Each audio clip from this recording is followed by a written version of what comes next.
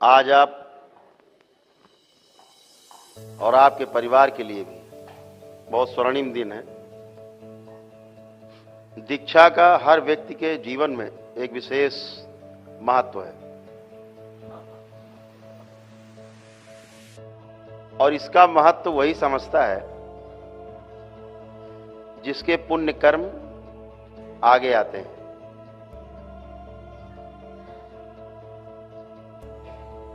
अन्यथा दीक्षा एक मात्र प्रक्रिया भर बन के रह जाती है और दीक्षा का अर्थ दीक्षा लेने के बाद भी पूरे जीवन समझ में नहीं आता है।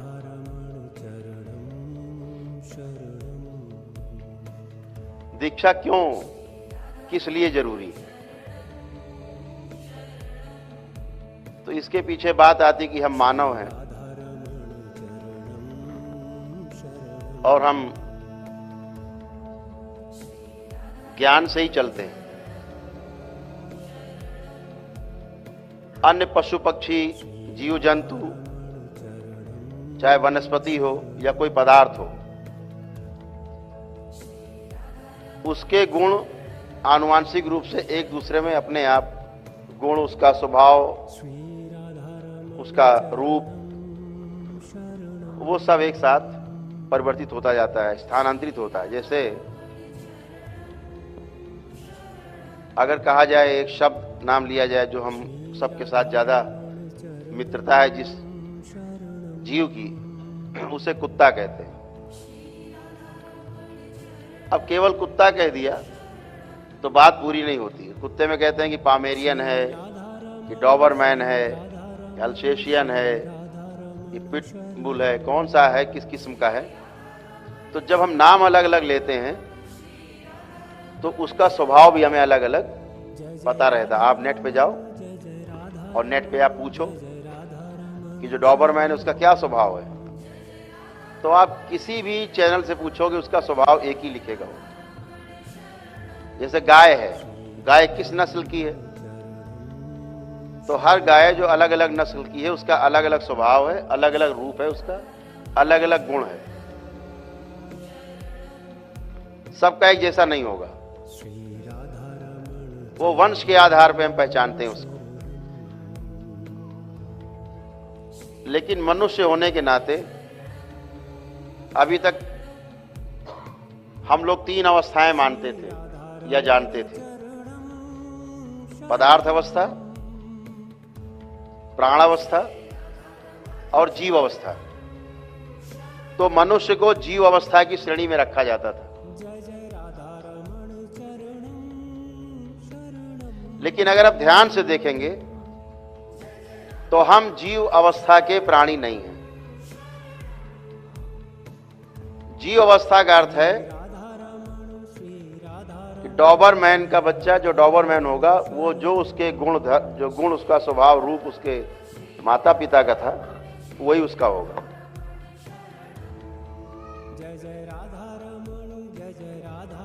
एकदम वही स्वभाव होगा। जो चार विषय हैं उसमें वो पारंगत होगा। उसको कोई सिखाने की, किसी क्लास की आवश्यकता नहीं है। वो उसमें चार होंगे ही: आहार, निद्रा, भय और प्रजनन। ये चार उसको पता है, चींटी से लेके हाथी तक। किसी को कोई क्लास नहीं चल रही, उसको पता है कैसे बच्चे देना है, कैसे रक्षा करनी है, कैसे हमें आगे संतति बढ़ानी, कैसे अपनी स्वयं की सुरक्षा करनी है, किस जीव से बचना है। अभी गाय का बछड़ा आज पैदा हुआ हो, आज अभी, और आग का अलाव जल रहा हो, उस बछड़े को बार बार उस तरफ करो, वहां नहीं जाएगा वो। आप करके देख लीजिए, वो आग की तरफ तो जाएगा लेकिन उससे दूर रहेगा। आप धक्का दोगे तो पीछे की ओर जोर लगाएगा। पहले दिन का पैदा हुआ बच्चा, किसी जीव जानवर के साथ करके देख लीजिए, बच्चे को आग में नहीं जाएगा। लेकिन जो आदमी का बच्चा पैदा हुआ हो, वो आग की तरफ ही जाएगा और आग में घुस भी जाएगा और जलेगा भी। तब उसे ज्ञान की उपलब्धि होगी पहली बार कि इसमें हाथ डालने से जल जाते हैं।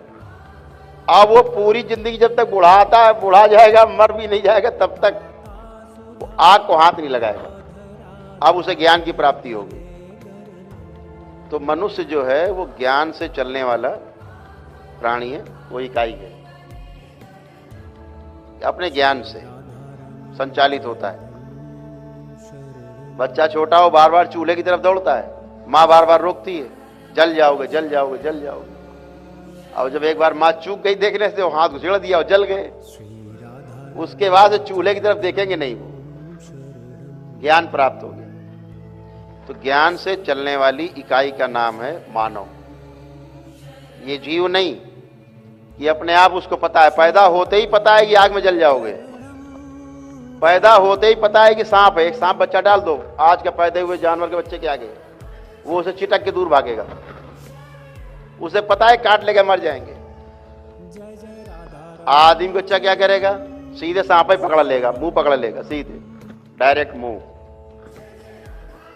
कुछ नहीं फर्क पड़ता, उन्हें पता ही नहीं है क्या है। तो ज्ञान से संचालित होने वाली इकाई का नाम है मानव। इस बात को ध्यान से समझ लेना है। दीक्षा का महत्व क्यों है? दीक्षा से पहले आप स्कूल, गुरुकुल, कॉलेज, समाज, इनमें रहते हैं। यहां आपका बौद्धिक स्तर आपका जो है वो मजबूत किया जाता है, आपकी बुद्धि मजबूत होती, परिपक्व होती, ज्ञान नहीं मिलता, सूचनाएं मिलती हैं, वो अच्छा वो बुरा। ज्ञान तो स्वयं में होगा, किसी के देने से नहीं होगा। ज्ञान ही एक ऐसी वस्तु है जो दी नहीं जा सकती। अगर स्वयं तीनों देव उतर आए, ब्रह्मा विष्णु महेश, आपको मिलके तीनों ज्ञान नहीं दे सकते, बुद्धि प्रदान कर सकते हैं समझने के लिए, बुद्धि तीव्र कर सकते हैं, आपके ज्ञान की उपलब्धि हो जाए, इसलिए आपका बौद्धिक स्तर मजबूत कर देंगे, शब्द आपको दे देंगे, तर्क आपको दे देंगे। लेकिन ये सब सूचना है, इंफॉर्मेशन है, ये नॉलेज नहीं। तो नॉलेज कहां से होगी? तो स्वयं से होगी। ज्ञान कहां होगा? तो स्वयं में होगा। और ज्ञान हमें उपलब्ध नहीं होगा, हम ज्ञान को उपलब्ध होंगे। इस बात को बहुत गहराई से समझना है। दीक्षा एक बहुत महत्वपूर्ण विषय है, और दीक्षा जो आप लेने जा रहे हैं दरबार से, एक पूर्ण गुरु से आपको दीक्षा होने जा रही है। इसलिए बाबा की ओर से ये सब सारे शब्द समझना, ये मेरे शब्द नहीं, ये सारे शब्द आपको समर्पित हैं बाबा की ओर से, माँ की ओर से। एक एक शब्द गहराई में जब सूचना के रूप में आप लेंगे, उसे श्रवण कहते हैं, सुनना श्रवण कहते हैं। ठीक से सुन लेना पहला स्टेप है, पहला जीना है, पहला बिल्कुल पहली सीढ़ी। सुन लेने के बाद में मनन करना, इत्मीनान से बैठ के कि क्या बात बाबा और माँ ने कही। उस मनन में सार सार को कही रहे, थोथा दे उड़ाए, जो आपको उचित लगे कि हाँ ये बात तो ठीक जचती है, उसे ग्रहण कर लेना, बाकी छोड़ देना है, बिना विरोध के छोड़ देना है।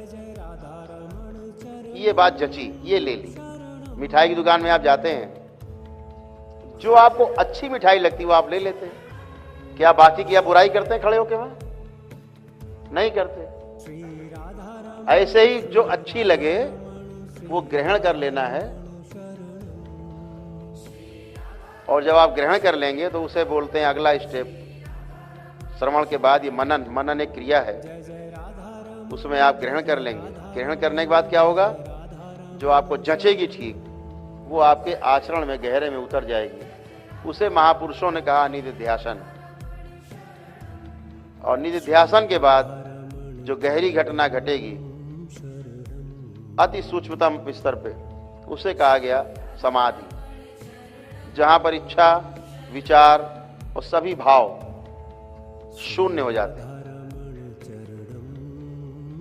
कोई इच्छा नहीं, कोई विचार नहीं, कोई भाव नहीं, उसे कहा गया समाधि। यानी जहां कोई प्रश्न नहीं बचा, कोई दुख नहीं बचा, कोई समस्या नहीं बची, उस घटना का नाम है समाधि। तो पहले सब घटना है और समाधि एक अवस्था है, तो उस अवस्था का नाम समाधि है। पीछे सब घटनाएं थी जहां आप अवस्थित हो गए। तो दीक्षा का जो काम है, दीक्षा का जो महत्व है, वो जो हमको ये मनुष्य का शरीर मिला है, इससे हम अपने इस शरीर यात्रा में हम इससे पार हो जाएं, इस मर्त लोक से पार हो जाएं। अभी हम समझते हैं मनुष्य का जीवन सर्वश्रेष्ठ है। मनुष्य का जीवन सर्वश्रेष्ठ बिल्कुल नहीं है, नरक है।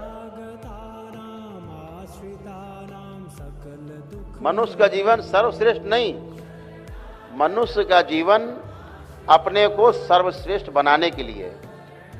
इस बात को हमेशा ध्यान रखिए। एक अवसर है ये कि आप अपने को सर्वश्रेष्ठ बना सकते हैं, इसलिए मनुष्य का जीवन।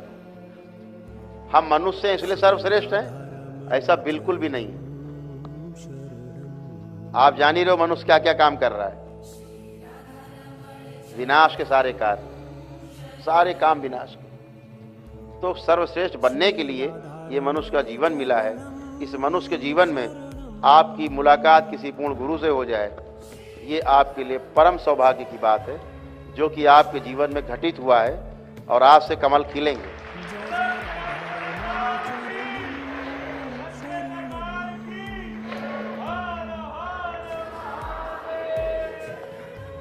तो मनुष्य के जीवन में जो सर्वश्रेष्ठ घटना है वो गुरु से मिलन की है। माता पिता तो आपको जिंदा रहना सिखाते हैं, जिंदा कैसे रहा जाए। गुरु आपको जीना सिखाता है, कैसे जिया जाए। दोनों में भारी फर्क है। जिंदा रहना शरीर के लिए है, जीना हमारी आत्मा का, हमारे जीवन का गुण है। और इसके लिए क्या जरूरी है? दीक्षा। दीक्षा किस लिए? अपने को सर्वश्रेष्ठ बनाने के लिए। अपना कौन? जैसे हम और हमारा शरीर। हम कौन है इसमें? मैं कौन हूं? जैसे मैंने कहा आप और आपका शरीर। तो आपका शरीर नहीं सुन रहा है आप जो मैं बोल रहा हूं, ये मैं कहने वाला जीवन है जो हूं, ये शरीर बोध कराता है। अगर शरीर ना हो तो मैं का बोध भी नहीं होगा। तो मैं हूं, ये जीवन और शरीर मिल करके अब आपको अभ्यास होता है। तो आपके साथ जीवन भी है, शरीर भी है। जीवन सुनता है, देखता है, बोलता है। इधर से देख रहा है, सुन रहा, बोल रहा, उधर से देख रहा, सुन रहा, बोल रहा आपकी तरफ से। ये जीवन की क्रिया है। शरीर एक साधन है जिसपे जीवन यात्रा करता है, इसीलिए इसको जीवन यात्रा बोला जाता है। तो गुरु क्या सिखाता है आपको? सिर्फ आपको सही मार्ग बताता है, आपको सही विधि बतलाता है कि आप इसके द्वारा पार पा जाओगे। कैसे? जैसे मैं पार पाया, जब गुरु कहता है आपसे, पूर्ण गुरु, जैसे मैं पार पाया ऐसे आप भी पार पा सकते हो। गुरु प्रमाण है और आप उस प्रमाण के सहारे ये पक्का मान लेते हैं कि मैं भी गुरु की तरह पार पा सकता हूं। गुरु इसलिए किया जाता है कि आपके पास एक प्रमाण है कि गुरु मेरा पार हो गया, गुरु हमारा पार ब्रह्म परमेश्वर, तो हम भी जा सकते हैं उस पार गुरु के सहारे। तो दीक्षा में जो चीज आती है वो ध्यान, साधना, तपस्या, परम ऊर्जा से मिलन के लिए ये सब आवश्यक। तो आप क्या करते हैं? ध्यान करना और ध्यान देना। जब ध्यान की बात आती तो दो चीजें आती, ध्यान करना या ध्यान देना, दो चीजें। तो अगर समाज में जीना है किसी दूसरे व्यक्ति के साथ, एक के साथ या अनेक के साथ, वहां पर ध्यान देना है। और जहां स्वयं में जीना है, स्वयं के साथ जीना है, वहां ध्यान करना आता है। तो अभी जो आप यात्रा करने जा रहे हैं, आप गृहस्थ में हैं, आपको ध्यान देना भी है और ध्यान करना भी है। जितना ज्यादा ध्यान देते जाएंगे उतना ज्यादा आप ध्यान करने की ओर मजबूत होते जाएंगे। जितना ज्यादा ध्यान देंगे, जितना ध्यान से कार्य करेंगे, चाहे खाने में करते हो, चाहे खाना बनाने में करते हो, चाहे अपने रोजमर्रा के काम में करते हो, चाहे पढ़ाई लिखाई में ध्यान देते हो, जहां भी आपने ज्यादा ध्यान दिया वही चीज बड़ी होकर के आपके सामने आ जाएगी और लोग कहेंगे वाह भाई इसने तो बड़ा काम किया। वो आपके ध्यान का ही परिणाम है, वो ध्यान देना है। संबंधों में आप ध्यान देते हो सतर्कता के साथ अपने परिवार के प्रति, तो आपको बड़ा, परिवार वाले सोचते हैं तो बड़ा ध्यान देता है हमारा, बड़ी केयर करता है। परिवार भी आपकी उतनी केयर करता है, क्योंकि इस संसार में, पूरे संसार में परिवार से बढ़ के संसार में कुछ भी नहीं। अगर परिवार में संस्कार आपके हैं, संस्कारी लोग हैं, तो परिवार से सुंदर और कोई स्थान आपके लिए नहीं। गुरुकुल भी नहीं, और वही स्थान सबसे पवित्र स्थान भी है जहां संस्कार की पहली पढ़ाई होती है। तो पहले संस्कार से लेकर के और अंतिम संस्कार तक 16वां संस्कार, 16 संस्कार बताए हमारे महापुरुषों लिखे, 16 संस्कार। तो पहला संस्कार से लेकर के, गर्भाधान संस्कार से लेकर और मरणोपरांत अंतिम संस्कार चिता पर, उसे अंतिम संस्कार कहा है, 16वां संस्कार है।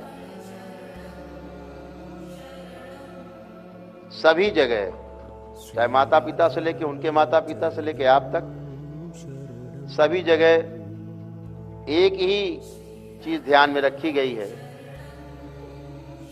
एक चीज का विशेष ध्यान दिया गया 16 संस्कार में, कि कैसे आपकी पुरानी स्मृतियां नष्ट कर दी जाएं।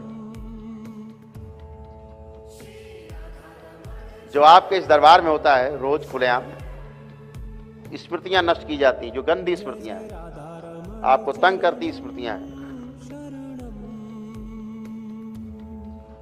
तो कैसे आपकी स्मृतियां नष्ट की जाएं गंदी, इस बात का विशेष ध्यान है 16 के 16 संस्कार में। बहुत अद्भुत है। तो दीक्षा से क्या होगा? आप ध्यान की ओर उन्मुख होंगे, ध्यान की दीक्षा होगी। पहले मंत्र दीक्षा, फिर ध्यान की तरफ आप बढ़ेंगे या तंत्र की तरफ बढ़ेंगे, जिनकी तंत्र में रुचि है। तंत्र भी एक व्यवस्था है। अभी तो तंत्र का आदमी नाम सुनता है तो सोचता, लगता है कुछ गड़बड़ है। तंत्र शब्द का ही अर्थ इतना पवित्र है। तंत्र शब्द का अर्थ है व्यवस्था। व्यवस्था में जो जिए वो तंत्र में जीता है। ठीक है, लोकतंत्र, राजतंत्र, प्रजातंत्र,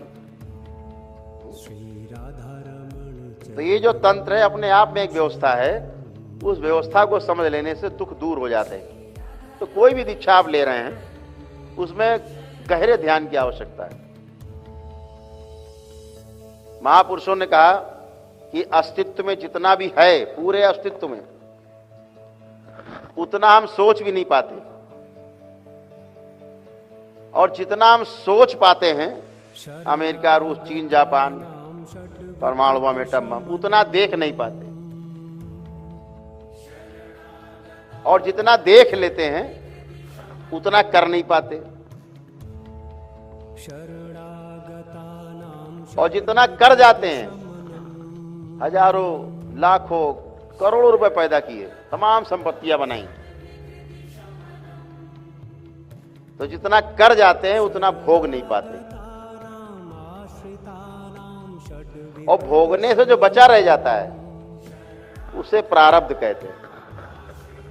और यही जो प्रारब्ध है, यही बार बार आपके जन्म लेने का कारण है। और इसी प्रारब्ध को नष्ट करना है। इसी प्रारब्ध में इच्छाएं हैं और इसी प्रारब्ध में स्मृतियां हैं जो आपके चित्त में निवास करती हैं, आपके कारण शरीर में निवास करती हैं। जैसे हम लोग यहां बैठे हैं, अभी तो दिखता है कि शरीर है बस। अब शरीर को ध्यान से देखने जाएंगे तो सबसे अंदर आत्मा, उसके ऊपर एक आवरण चढ़ा हुआ है, खोल, एक दूसरा खोल है। जैसे बक्सा, उसके ऊपर बड़ा बक्सा, छोटा बक्सा बंद हो गया उसके अंदर, फिर तीसरा बक्सा एक बड़े बक्से के अंदर बंद हो गया, 3 बक्से ऐसे। सबसे अंदर क्या है? आत्मा। उसका ऊपरी खोल वो कारण शरीर है, और उसके ऊपर जो खोल चढ़ा हुआ दूसरा, उसे बोला सूक्ष्म शरीर, और सबसे आखिरी में ये स्थूल शरीर। तो जब आपका स्थूल शरीर बीमार होता है तो किससे ठीक करते हो आप? दवा से। लेकिन आपका सूक्ष्म शरीर बीमार हो जाए तब क्या करोगे? तो वो ठीक होता है आपके पूजा पाठ से। आप पूजा पाठ करते हो, प्रार्थना से, पूजा से, इससे स्वस्थ होता है। लेकिन अब अगर आपका कारण शरीर बीमार हो जाए तब क्या करोगे? उसे कैसे ठीक करोगे? बिल्कुल अलग है वो ठीक होता है उस परम ऊर्जा से, जहां से है आत्मा, उस परमात्मा से टूट के इन शरीरों में बटी हुई है, सब जगह फैली हुई है, उसी का प्रकाश है। तो वो ध्यान से, साधना से, ज्ञान से आपका कारण शरीर स्वस्थ होता है। उस कारण शरीर को स्वस्थ रखने के लिए ये दीक्षा है। सूक्ष्म शरीर को ठीक करने के लिए आपके पास व्यवस्था है, पूजा पाठ, बाबा को प्रणाम किया, मां को किया, टन हो गए। लेकिन कारण शरीर को ठीक करने के लिए आपको ही जीना पड़ेगा, आपको ही करना पड़ेगा। कार्य और करण का सिद्धांत है। करण का मतलब साधन, कार्य और उसके द्वारा लिए जाना साधन उपयोग में। तो कार्य और करण का जो सिद्धांत है, इसको समझने के लिए गुरु दीक्षा है। इससे आप ये समझ पाते हो कि हमारा जो कारण शरीर, अभी यहां क्या होता है, आपके ही कारण शरीर को दुरुस्त करते हैं बाबा मां। वो गड़बड़ है, वो ठीक किया तो सूक्ष्म अपने आप ठीक हो गया, और सूक्ष्म ठीक हुआ तो स्थूल अपने आप ठीक हो गया। यही होता है, यही आपने अनुभव ये किया है। तो कारण शरीर सबसे महत्वपूर्ण है। कारण शरीर केवल एक तत्व से बना है, उसे कहते हैं आकाश तत्व। जो 5 तत्व बताए गए, अग्नि, वायु, पहले आकाश, फिर अग्नि, फिर वायु, फिर जल, फिर पृथ्वी, ऐसे 5 तत्व बताए। अंगूठा जो है से लेकर के छूनिया तक 5 तत्व इसी में गिना दिए महापुरुषों, और सबके प्रतीक भी हैं। तो आकाश तत्व से क्या है? कारण शरीर केवल आकाश तत्व से बना हुआ। और जो सूक्ष्म शरीर है वो 3 तत्वों से बना है आपके। वो कौन से? आकाश, अग्नि और वायु। और जो स्थूल शरीर है बाकी 5 तत्वों से बना है पूरे से। इसी सूक्ष्म में पृथ्वी और जल और जोड़ दीजिए, 5 तत्व हो गए, पूरा शरीर बना। जब ये शरीर छूटेगा तो 3 तत्व रह जाएंगे, 5 की जगह 3 रह जाएंगे, आकाश, अग्नि और वायु।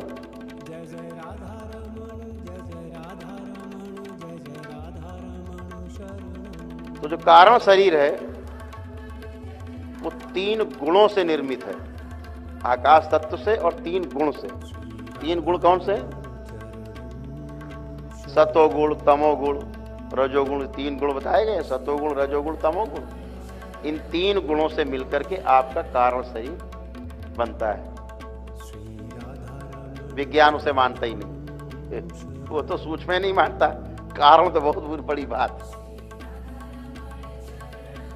और जो आपका सूक्ष्म शरीर है ये 19 तत्वों से बनता है। 19 तत्व कौन कौन? 5 आपकी ज्ञानेंद्रियां जो जीवन का हिस्सा है, जीवन में आपके हैं। 5 आपकी कर्मेंद्रियां जो आपके शरीर का हिस्सा है।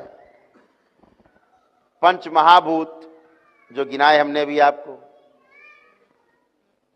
आकाश, वायु, अग्नि, जल और पृथ्वी। कितने हो गए?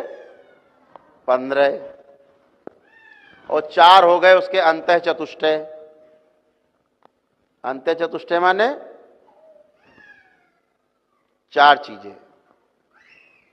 क्या है? मन, बुद्धि, चित्त और अहंकार। ये वो वाला अहंकार ईगो वाला नहीं है, ये अहंकार जरा डिफरेंट टाइप का है, कभी चर्चा होगी।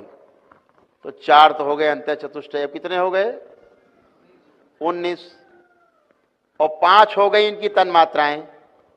कौन सी? शब्द, रस, रूप, स्पर्श और गंध। तो 24 तत्व से ये पूरा ढांचा बना। और पूरी सृष्टि इन 24 तत्वों में 3 मिला दीजिए गुण, सतोगुण, रजोगुण, तमोगुण। कितने हो गए? 27। तो इन 27 तत्वों से मिलकर के पूरी सृष्टि बनी। ये व्यवस्था है। अब ये व्यवस्था आप ध्यान साधना से भी समझ सकते हैं, इस व्यवस्था को आप तंत्र की साधना से भी समझ सकते हैं, वैदिक ढंग से भी समझ सकते हैं। इसको हर ढंग से समझा जा सकता है। बहुत उपाय बताए हमारे महापुरुषों ने, जो आपको सरल लगे। शिव ने पूरी 114 विधियां रखी, 112 विधियां लोग कहते हैं, 2 विधि मानव के लिए नहीं है। वो मनुष्य शरीर छूटने के बाद है, यानी कि इच्छा विचार आशा शून्य हो जाने के बाद है। तो शिव की जो विधियां हैं, ये शिव के द्वारा दिया गया विज्ञान है, ये तकनीक नहीं है, ये विज्ञान है जो शिव ने विधियां दी। 112 विधियां आपको, ये विज्ञान है पूरा का पूरा। तकनीक सप्त ऋषियों ने निर्मित की। उस तकनीक से आपको ध्यान करना है। और इन 114 विधियां हैं कुल मिला के टोटल,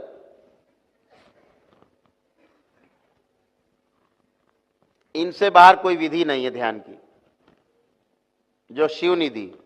पार्वती जी ने कहा भी, जब सप्तऋषियों को वो सूचना दे रहे थे शिव जी कि ये विधियां हैं, ये विज्ञान है, और इसके अनुसार आपको अलग अलग व्यक्ति के लिए अलग अलग तकनीक निर्मित करनी है, उसको आगे बढ़ाना है। तब मां पार्वती ने कहा कि प्रभु इससे भी ज्यादा है कुछ और। तो शिव जी ने कहा कि तुम जरा शांत रहो। तो बीच में फिर बोली 2-3 बार वो। तो उन्होंने कहा ठीक, अगर ज्यादा है तो ढूंढ के बताओ सभी ब्रह्मांडों में। पार्वती जी लौटी तो सप्तऋषियों को ज्ञान जो दे रहे थे वो, तो चुपचाप पार्वती चुपचाप एक किनारे बैठ गई। ऐसे बैठ गई, शिव जी समझ गए कुछ नहीं मिला इन्हें। उसमें आ गई बिल्कुल, अरे यार हम क्या बोल रहे थे। तो उन्होंने कहा नहीं, इधर आओ, इधर बैठो। कुछ मिला? कहा नहीं, इनके अलावा कुछ भी नहीं। तो आपको उन्हीं विधियों में से निकलना है, उन्हीं विधियों में से आगे बढ़ना है। आप जो दीक्षा लेने जा रहे हैं, गुरु और शिष्य का जो संबंध है, माता पिता से भी बड़ा संबंध है। उस एक गुरु के लिए व्यक्ति अपने परिवार को भी छोड़ देता है। अपने माता पिता जिन्होंने पैदा किया उनको भी छोड़ देता है, क्योंकि वो जीने की राह दिखाता है। अभी तो आपको आनंद आ रहा है, कुछ कुछ चीजों में आनंद लग रहा है, सुख मिल रहा है, वो भी कभी सुख कभी दुख, कभी दुख कभी सुख, और सुख की अपेक्षा में दुख झेले जा रहे हैं। ऐसा सुख जो निरंतर नहीं है। तो जो निरंतर नहीं है वो सुख और दुख का झूला है, और सुख की जब निरंतरता हो जाए तो उसे आनंद कहा गया। कभी सुख टूटे ना, उसे आनंद कहा गया। जैसे आपने भोजन आया, आपके सामने 56 भोग आ गए, हा क्या बात है यार, आज तो मजे आ गए, लाओ भाई, कितनी खुशी। और जब खा लिया पेट भर के, फिर कोई आ जाए कि भाई जरा एक रसगुल्ला और खा लो, अरे नहीं, बस बस बस, नहीं खा लो यार, एक तो खा ही लो, वाह जबरदस्ती खा लिया। दूसरा मित्र आ जाए, अरे यार हमसे भी खा लो, खा लिया। तीसरा आ जाए तो लड़ाई झगड़ा हो जाएगा, अब खा ही नहीं सकते, सुख खत्म हो गया, सुख खत्म, टूट गया सुख, अब दुख बन गया। तो ऐसा सुख नहीं, ये सुख नहीं, ये प्रतीति है, केवल अनुभूति है, सुख नहीं है। तो वैसा सुख जिसकी निरंतरता बने, निरंतर बना रहे, उसे आनंद कहा गया। टूटे ही ना, निमग्न हो जाए आनंद में कि बस सब बेकार है इसके आगे। तो अद्भुत क्या है, ये जान लेना अंदर वाले, अब आप पवित्र हो पूरी तरह से, अब आप जान भी सकते हो। पहले तो अंदर वाले ही नहीं जानने देते थे, कहते ये जान गया तो हम तो कहे हमारी जान तो गई, ये जान गया हमारी जान गई, इसलिए वो जानने नहीं देते। तो गुरु क्या करता है, आपकी शुद्धि सफाई करता है, आप और आपका जीवन ही केवल शरीर में रह जाता है, ताकि आप साधना के लोग के लिए आगे बढ़ सकें, साधना के लिए उन्मुख हों, प्रगति करें। तो प्रगति तभी हो सकती जब आप बचे और आपका शरीर बचे। जब तक इस शरीर में दूसरा रहता है आपके अलावा, वो आपको साधना नहीं करने देता, क्योंकि उसने साधना नहीं की, उसने अपने जीवन में जो सीखा है, भोगा है, उसी ओर प्रेरित करेगा, आपको उधर ही ले जाएगा। तो गुरु क्या करता है, पूर्ण गुरु आपको पहले पूरी तरह से पवित्र करता है, आपको आपके तमाम गंदगी से दूर करता है। आज जितने लोग दीक्षा ले रहे हैं, जितने लोगों ने आज वहां बैठ करके हवन किया, आप सब लोगों ने सामूहिक रूप से, आज आपका ऊर्जा पथ एकदम अलग बन जाएगा, परिवार से भी अलग, अलग अलग। तो एक दूसरे की गंदगी भी कभी आपकी एक दूसरे में आई जा नहीं पाएगी, इतना पवित्र आप हो गए। दूसरे गंदगी तो छोड़ दो,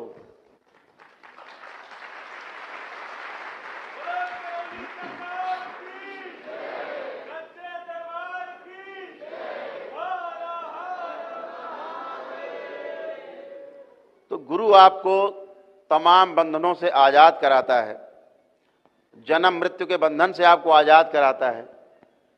नहीं तो बड़े बड़े लोग नहीं आजाद हो पाए। जैसे जय विजय, जय विजय भगवान विष्णु के सबसे खासम खास पहरेदार, प्रहरी, परमानेंट वाले, दाएं बाएं, लेफ्ट राइट। तो पहरे पे थे, तो सनकादिक ऋषि पधारे विष्णु लोग। जब अंदर जाने लगे,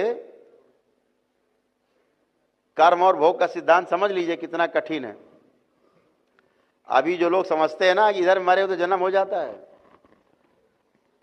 ये आपके दरबार की ही केवल हैसियत है। ये भगवान भोलेनाथ और माता कामाख्या की और बाबा माता का आशीर्वाद है, जो आपके पुरखों का जन्म होने लगता है फटाफट फटाफट फटाफट। नहीं तो ये जन्म हजारों हजारों साल, लाखों लाखों वर्ष जन्म नहीं मिलता है, ध्यान रखिएगा। ये सब कहने की बातें हैं।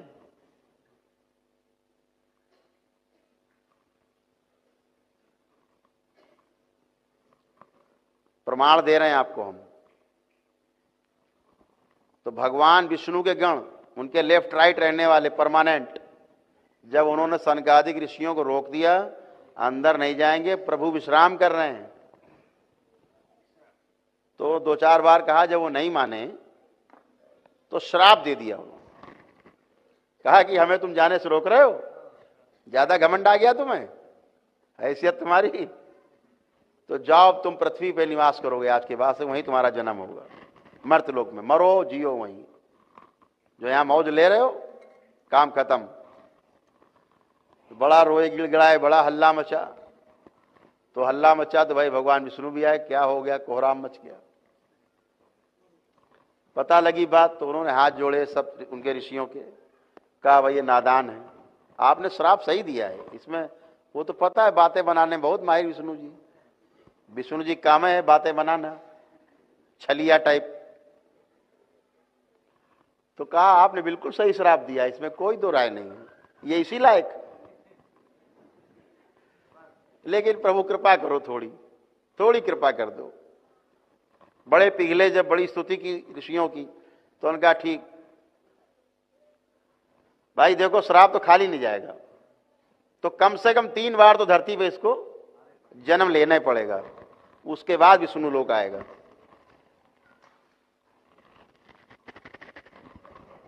तो आपको पता है 3 जन्म कैसे हुए। पहला जन्म हुआ उनका सतयुग में, उन दोनों का। तो सतयुग में किस नाम से पैदा हुए, हिरण्याकश्यप और हिरण्याक्ष। तो इस श्राप जब पूरा हो गया कि भाई ये श्राप तो पूरा होगा, जन्म लेने पड़ेगा, तो बड़े चालू किस्म के दोनों थे, वो भी जय भी।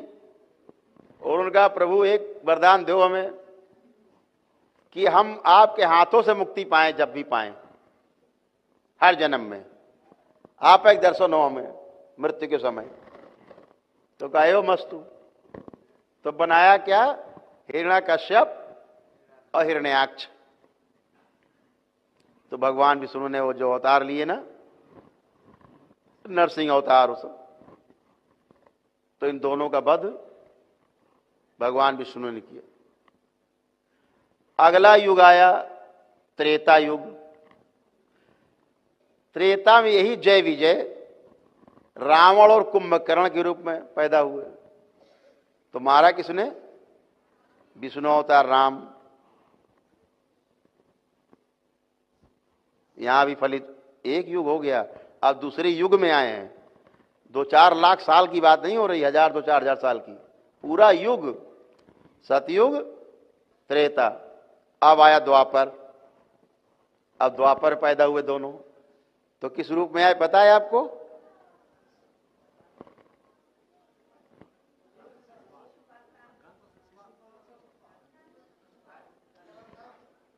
शिशुपाल और दंतवक्र।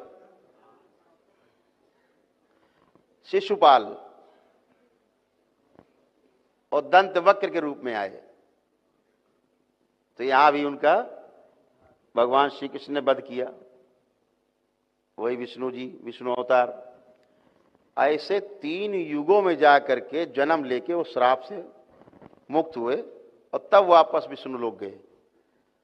सोचो, जब इतने बड़े बड़े धर्माधिकारी, धुरंधर, व्यवस्था को चलाने वाले फंसे पड़े हैं, बाकी क्या होगा। आप इस दरबार में, इस कलयुग में श्राप से मुक्त हो जाते हो ऐसे चुटकी में। उस एक श्राप को काटने के लिए सैकड़ों जीवन लगा देता आदमी, श्राप नहीं कटता। लेकिन बाबा माँ के आशीर्वाद से आपके तमाम श्राप, तमाम हाय सब कट जाते।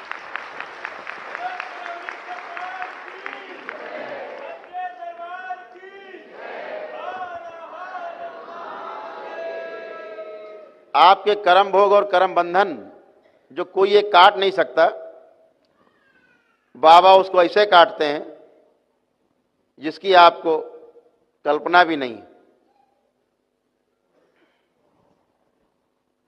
ऐसे काट देते हैं।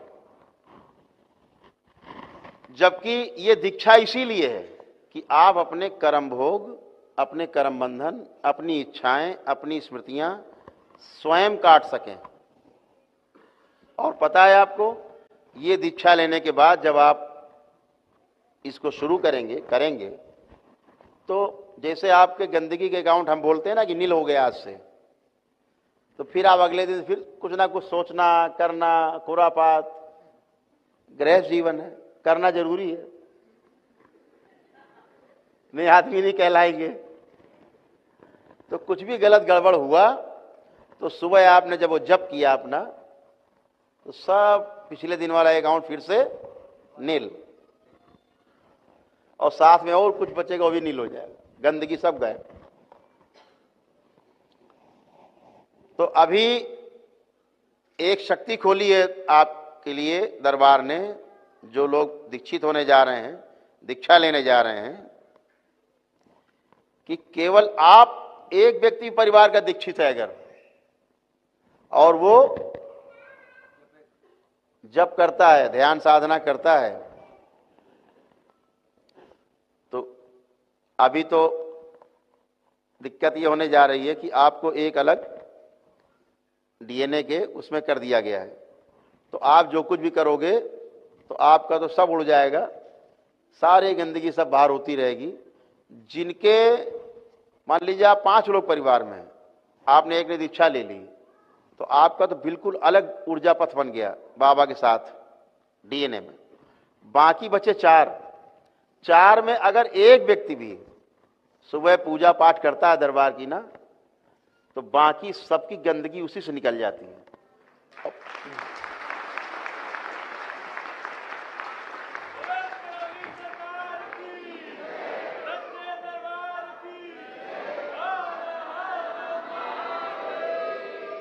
और चूंकि आप दीक्षित हो रहे हो, तो आपके जप से, आपके तप से आपके तो गंदगी कटेगी कटेगी, साथ में आप पुण्य भी अर्जित करते जाते हो, एक खजाना बनाते जाते हो अपने लिए, एक द्वार खोलने के लिए बड़े द्वार की तरफ आप बढ़ते हो, एक यात्रा पे बढ़ते हो आप। तो उनकी गंदगी साफ होती रहती है, आपका डबल काम हो रहा है दीक्षा लेने के बाद, कि आपकी गंदगी भी साफ हो रही है, साथ में पुण्य भी आपके पास अर्जित हो रहे हैं, आपके जप से, तप से, ध्यान से, साधना से। वो आपको जीवन की नई राह दिखाएंगे। तो ये है, ये दीक्षा का अर्थ है। तो ये जितने भी कर्म भोग हैं, कर्म बंधन है, जन्मों जन्मों का बंधन है, ये सब काटने के लिए, 84 लाख योनियों से मुक्ति के लिए, अरे बड़ी बड़ी लीलाएं, अभी तो सुनोगे तो हैरत में आओगे। एक बार शिव जी का ब्रह्मा जी से युद्ध हुआ, तो पहले ब्रह्मा जी के कितने सिर थे पता है? अब कितने? अब 4 है। तो जब शिव जी का ब्रह्मा जी का युद्ध हुआ, तो शिव जी ने क्या किया, उनका एक सिर काट दिया ब्रह्मा जी का। तो जब एक सिर कट गया तो ब्रह्मा जी बड़े क्रोधित हुए, और क्रोध में पसीना उनका बह निकला। तो उस पसीने से एक वीर उत्पन्न हो गया, बड़ा ताकतवर वीर, और उस वीर का नाम पड़ा स्वेदजा। स्वेद से उत्पन्न हुआ, पसीने से, स्वेद माने पसीना, तो उसका नाम रखा गया स्वेदजा। तो स्वेदजा जो है के शरीर पर 1000 कवच थे, 1000 कवच, और वो शिव जी से लड़ने के लिए तैयार, आप लड़ो। तो शिव जी ने कहा भाई छलिया का सहारा लिया जाए। तो विष्णु जी से कहा, उन्होंने कहा अभी निपटाए देते हैं। उन्होंने अपने उंगली से एक बूंद खून निकाला और रक्त से अपने एक नया वीर पैदा कर दिया विष्णु जी ने। तो उसका नाम रख दिया रक्तजा, रक्त से उत्पन्न हुआ। बोले अब लड़ो। तो अब भाई लड़ाई, खून पसीने की लड़ाई चालू हुई।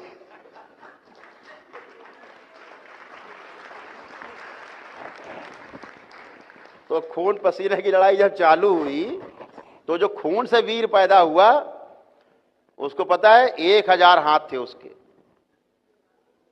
और उसके पास 500 धनुष थे। अब दोनों का युद्ध घमासान चला, लंबा युद्ध चला। नहीं, दोनों तो अपना सब मौज ले रहे हैं, अब वीर वीर लड़ रहे हैं, खून पसीना लड़ रहा है। तो रक्तजा ने क्या किया,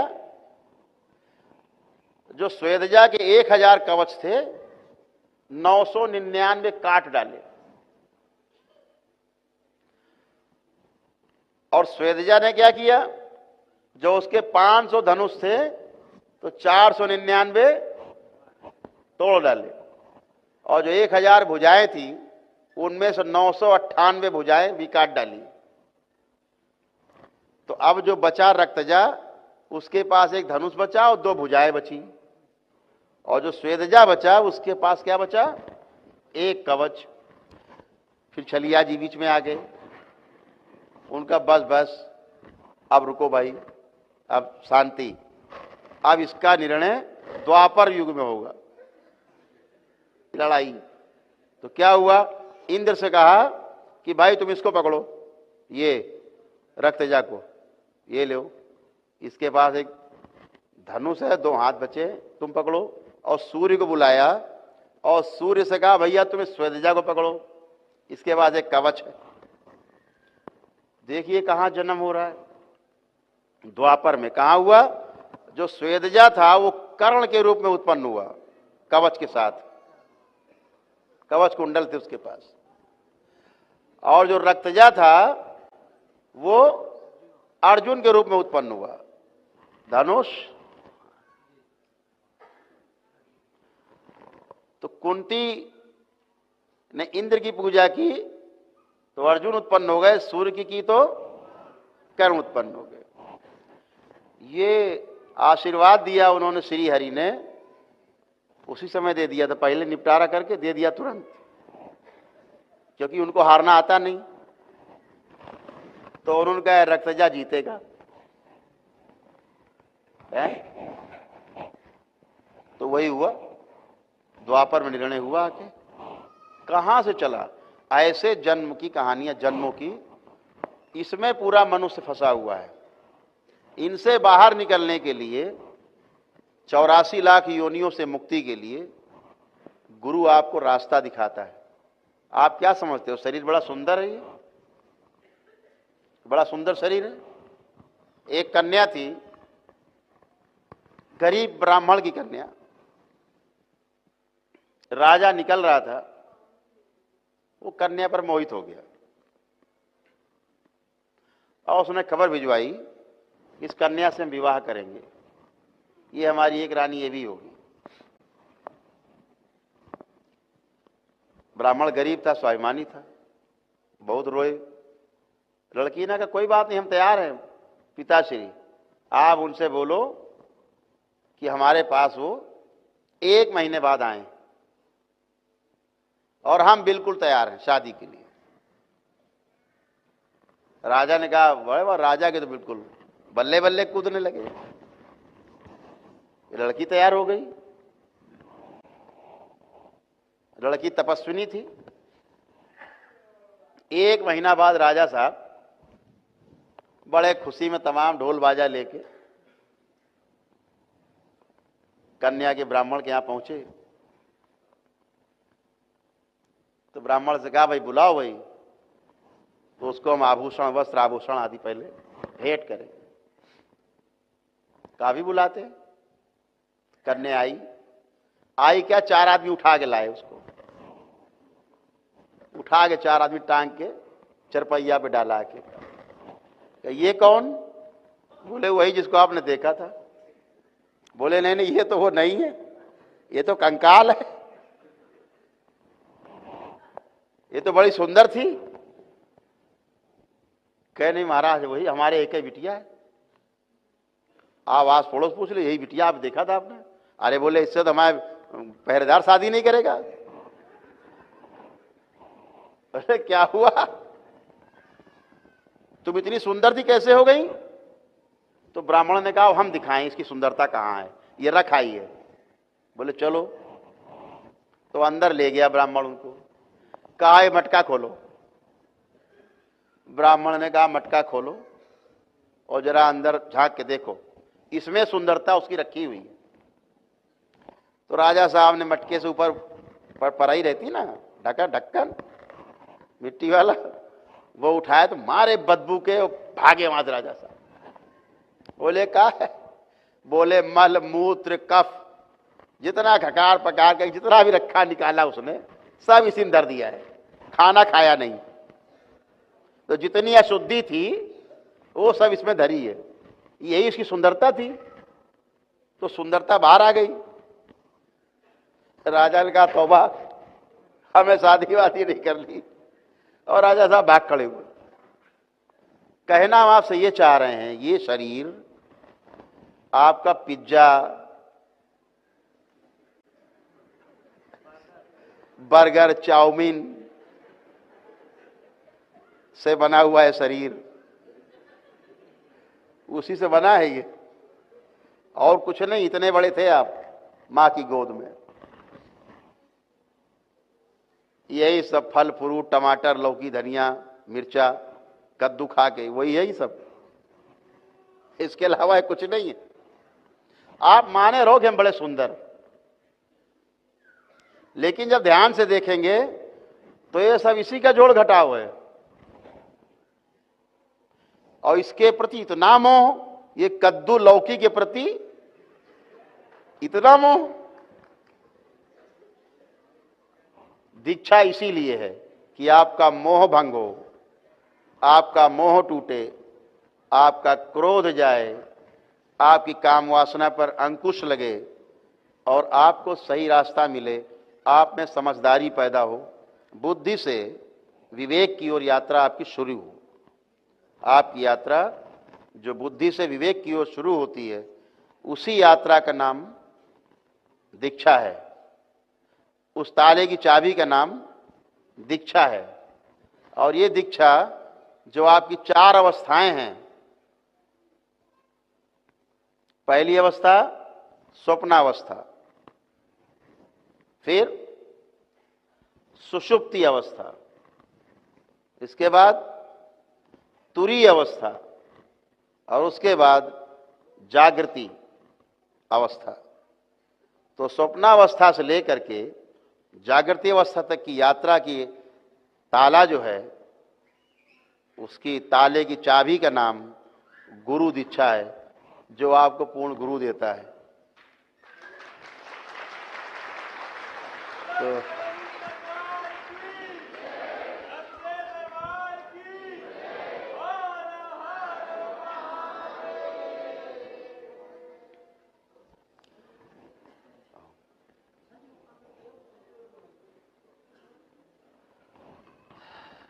सुनाई देने से बाहर निकालने जो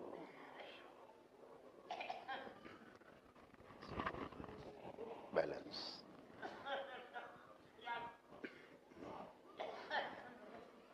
तो बातें तो बहुत करने का मन आपसे होता, लगता दिन भर बतियाते रहे आपसे, है ना। अभी जो लोग रुकेंगे उनके साथ 2 दिन बात होगी,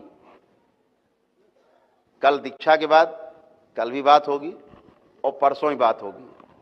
तो जो दीक्षा ले चुके लोग हैं या दीक्षित लोग जो आएंगे भी, तो 2 घंटे का समय हम लोग का रहेगा। ऐसे ही क्लास चलेगी, हम लोग बात करेंगे, कुछ ध्यान साधना करेंगे, कुछ आनंद लूटेंगे, कुछ सुख दुख की बातें करेंगे, ठीक है। तो जितने दीक्षित लोग हैं उनके साथ हमने बनाया भी कार्यक्रम कि 3 दिन, यानी दीक्षा के दिन, पूर्णिमा के दिन, अगले दिन, उसके अगले दिन, 3 दिन जो दीक्षित लोग हैं दरबार के, वो आ सकेंगे और दरबार में हमारे साथ बैठ के आनंद ले सकेंगे। यहीं बढ़िया रुकिए, भंडारा ग्रहण करिए और आनंद लीजिए सभी लोग।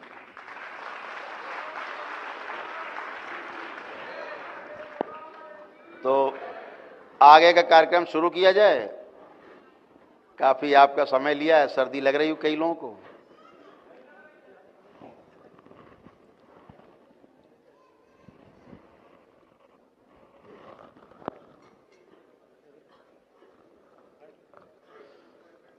अभी देते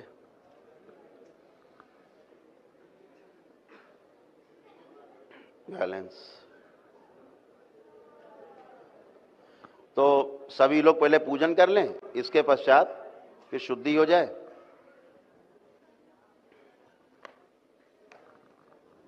फिर सिद्धि हो जाए, उसके बाद फिर प्रातःकाल से सुबह 9 बजे से, अभी सब तय हो जाएगा नंबर से, तो 9 बजे से दीक्षा का कार्यक्रम शुरू रहेगा। जिनको अभी बता दिया जाएगा वो 100 लोग पहले से तैयार रहेंगे, पहले से नहा धो के तैयार होके, ताकि भड़बड़ ना रहे। उसके बाद क्रम से लोग तैयार होके आ जाएंगे और 4 घंटे लगेंगे दीक्षा में।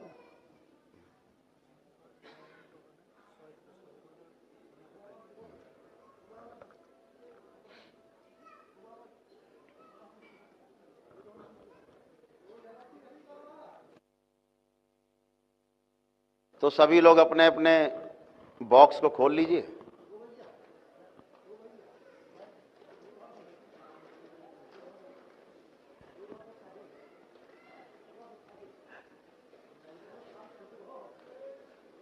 ओम।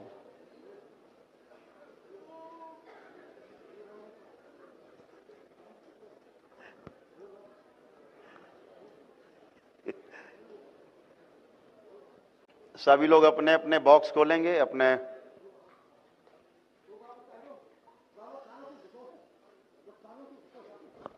कौन को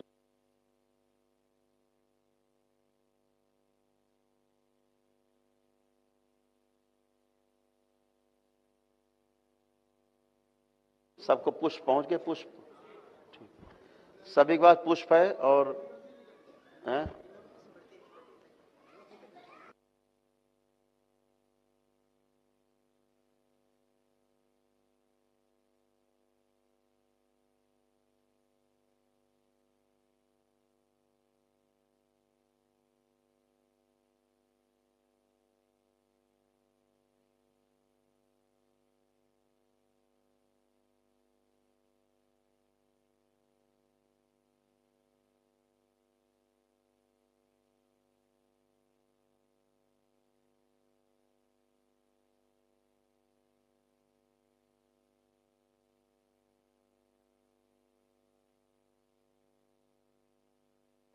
सभी लोग अपने अपने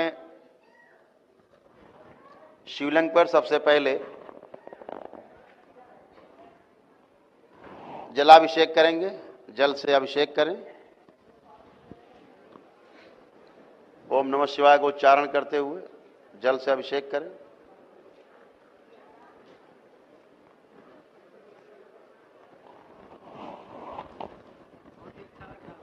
हैं? हाँ।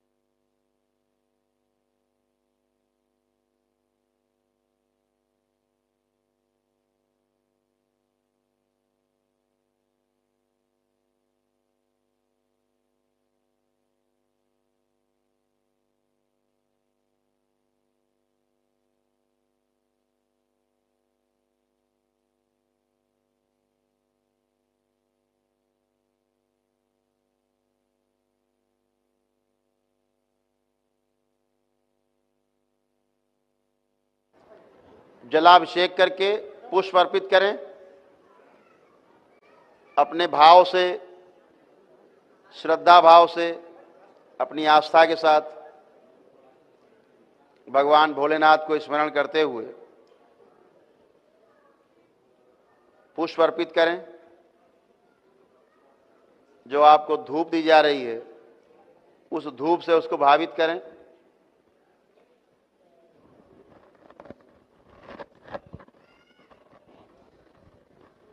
और करके एक दूसरे को बढ़ाते जाएं ताकि लोग आगे करते जाएं।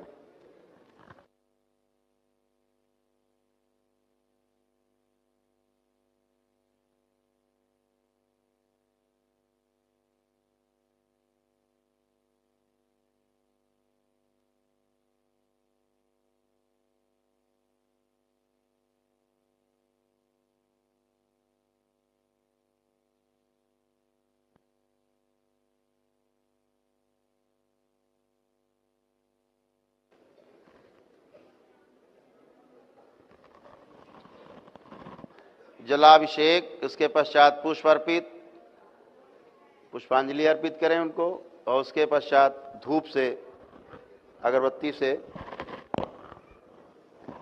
सुगंध अर्पित करें।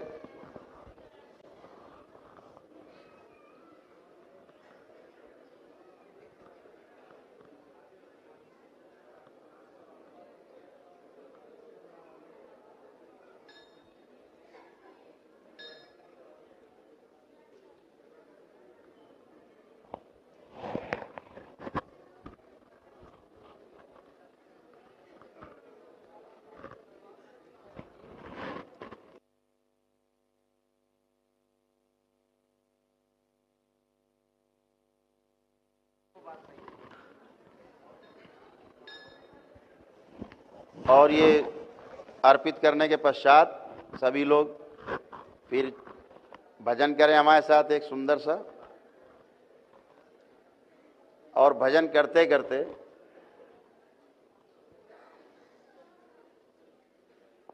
आनंद आपको प्राप्त होगा। आपकी शुद्धि होती जाएगी इसी में।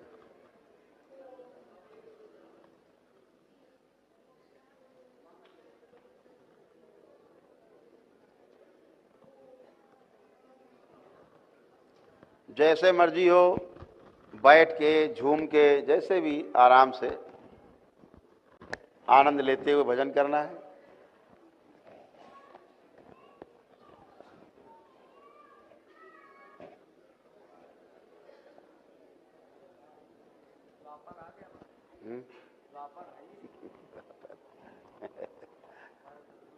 हाँ,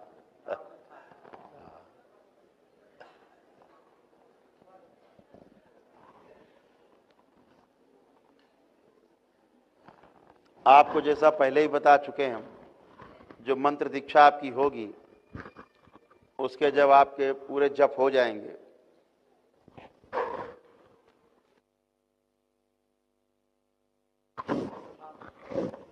जब आपके 1.25 लाख जप हो जाएं, उसका दशांश जब आप घर में अपने हवन करते हैं तो आपका ये मंत्र सिद्ध हो जाता है। और जब आपका ये मंत्र सिद्ध हो जाता है तो ये मंत्र आप पर और आपके डीएनए के में शामिल आपके परिवार के सदस्यों को आप क्षण भर में उसकी समस्याओं से मुक्ति दिला सकते हैं।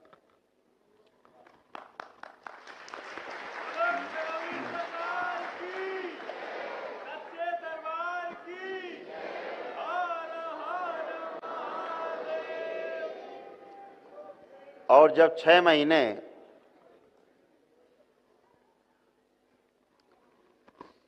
में या जब भी आपका मंत्र सिद्ध हो जाए तो फिर आप अगली दीक्षा के लिए तैयार हो जाते हैं।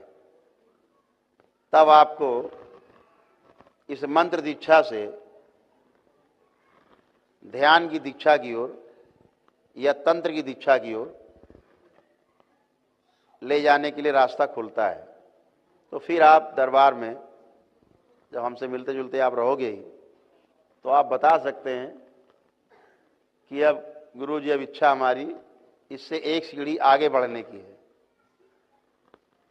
तो उसकी अपनी अर्हताएं हैं, अपनी एलिजिबिलिटी है, उसको आप पूरा करेंगे तो आगे की दीक्षा आप पाएंगे।